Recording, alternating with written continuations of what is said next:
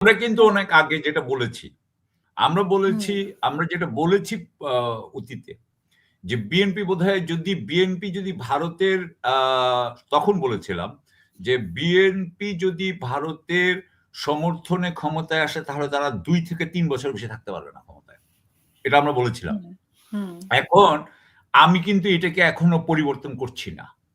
কারণ আমরা জানি হুম, না আগামী ২ থেকে আমার মনে হয় যে আগামী ২ থেকে ৩ বছর অত্যন্ত ভলাটাইল হবে। আরো ৫, ৬, ৭ বছর বোধহয় খুবই ভলাটাইল হবে আমাদের পৃথিবীতে। আ এই সময়ে বিএনপি যদি ক্ষমতায় আসে, না বিএনপি ২ থেকে ৩ বছর থাকতে পারবে কিনা এই ব্যাপারেও আমার সন্দেহ আছে। কারণ হুম, কেন আমি এটা বলছি? কারণ হচ্ছে কি যে বর্তমানে না একটা জিনিস একটা ফ্যাক্টর হয়েছে, হ্যাঁ? ২০১২ সালের পর থেকে একটা ফ্যাক্টর হয়েছে। যেটা কিন্তু আগে ছিল না। সেটার নাম হচ্ছে সামাজিক মাধ্যম। যেখানে আপনি আছেন, যেখানে আমি আছি। এবং এটার একটা বিশাল আ ইফেক্ট আছে, হ্যাঁ? এটার একটা বিশাল মানে প্রভাব পড়েছে সবার উপরে। মানুষকে এখন মানে আগে কি হতো? ধরেন ২০১২ সালের আগে ওই হুম, খবর কাগজগুলো যা বলতো মানুষকে ওইটা মানতে হইতো অথবা ওইটা রিফিউজ করতে হইতো। হ্যাঁ? হুম, ওটাকে হয় আপনি এটা নিবেন না হলে ওটাকে প্রত্যাখ্যান করবেন। বাস এর থেকে বেশি কিছু করতে পারবেন না।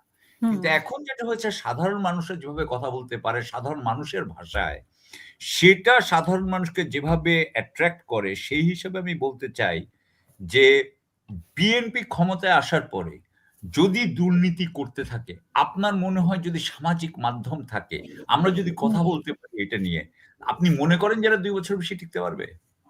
আমি ২ তো বছর।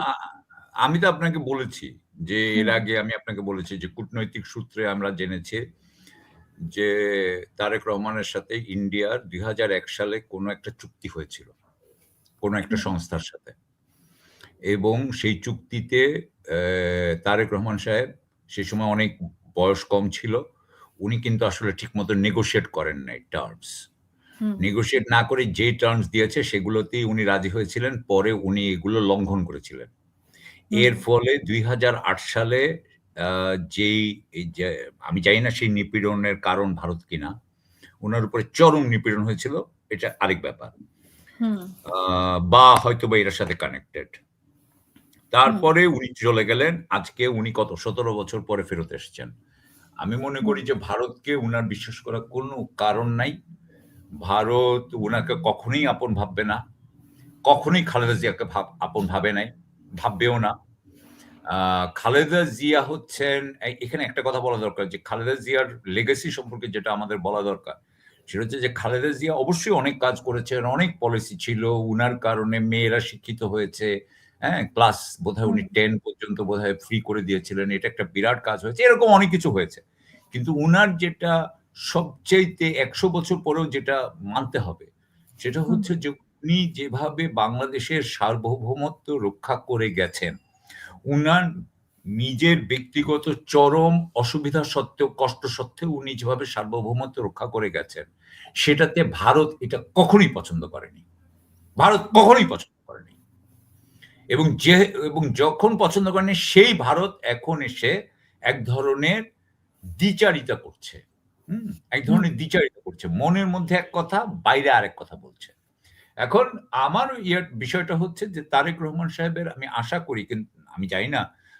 আমি আশা করব যে তারেক রহমান সাহেব ভারতের এই দ্বিচারিতা বুঝবেন এবং এবং তারেক রহমান সাহেব আ আ ভারতের প্রতি নাইভ ট্রাস্ট করবেন না। আমরা তো এখনো মনে করি যে যদিও উনি যে যে ভারত মানে যদি উনি ক্ষমতায়ও আসেন, তাহলে ভারত আমরা মনে করতাম যে উনাকে প্রধানমন্ত্রী হইতে দেবে না।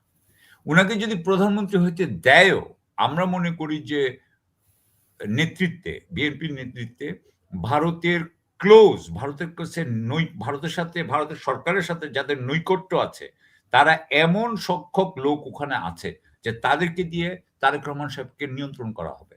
সুতরাং হুম। তারেক রহমান সাহেবের এগুলো বুঝা দরকার বলে আমি মনে করি। হ্যাঁ, কিন্তু আমি যেটা করব, যেটা আমি রেকমেন্ড করব যে তারেক রহমান সাহেবের ভারতের সাথে খেলতে হবে। সেটা হচ্ছে হুম, যে উনার ক্ষমতায় যাইতে হবে এবং ক্ষমতায় যাওয়ার পরে উনার এক ধরনের ভারসাম্যপূর্ণ রাজনৈতিক আচরণ করতে হবে বলে আমি মনে করি।